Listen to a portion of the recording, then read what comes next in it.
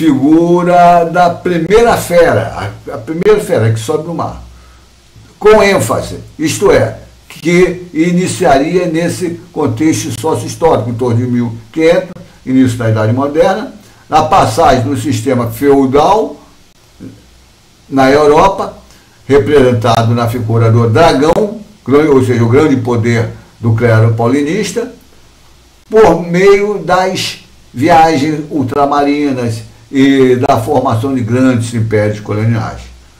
Como também o grande mercado pós-diluviano e suas 7 escalas de expansão, que simbolizou resumidamente na figura das 7 cabeças, né? Ele está falando do mercado, então as 7 cabeças do mercado são as 7 escalas de expansão do grande mercado pós-diluviano que começaram lá junto ao início da Idade Moderna, com as viagens ultramarinas e a formação de grandes impérios coloniais, cujos 10 chifres com os respectivos diademas, isso aí é no texto, eu vou ler mais abaixo.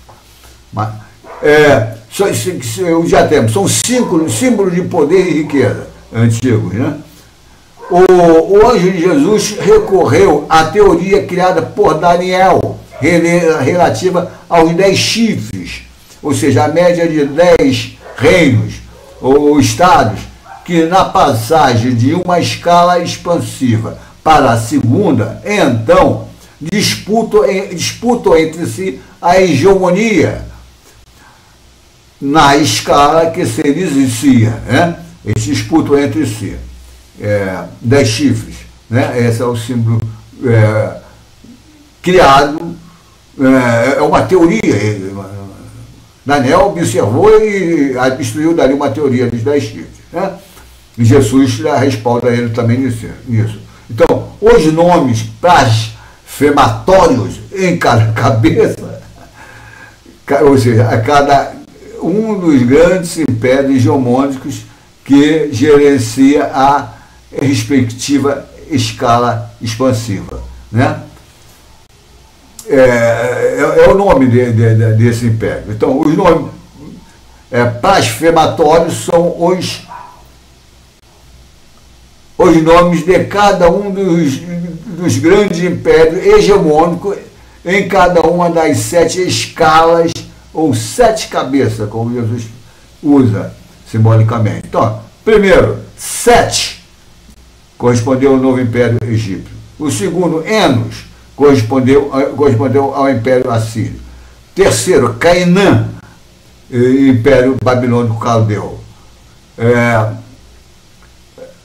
Depois vem quarto, Malaleel, o império persa, e assim por diante. Esses são os nomes blasfematórios. Acredito que Jesus ia saber o nome mesmo, império persa, o império, mas aí sabia que são blasfêmia, esses impérios, porque eles gerenciam uma desgraça para a humanidade, e é justamente a escala de expansão do grande mercado. No caso aqui, nós estamos falando sobre o pós-diluviano, né, com sempre 4 sinóticos, porque eles ajudam vocês a entender. Então, diz lá, né, vi Jesus lá no Apocalipse, né, o anjo de Jesus, né, vi, então, quem vê é João, né, evangelista, né? Jesus inspira ele e ele vê esses quadros. Vi então levantar-se do mar uma fera que tinha 10 chifres e 7 cabeças, né? Sobre os chifres 10 diademas, símbolos de poder, está falando do seu império, né? E nas suas cabeças nomes blasfematórios. É o nome de cada império, né? E a sua representação é que eu já falei, 7, Cainã, né? E assim por diante, né? Isso está lá em Apocalipse, capítulo 13, versículo 1. O anjo de Jesus, continuando, o anjo de Jesus também previu e simbolizou a emergência do modo de produção capitalista com a segunda fera E ainda a emergência da imagem da primeira fera, que é o perfeito sistema monetário e financeiro autônomo e já globalizado.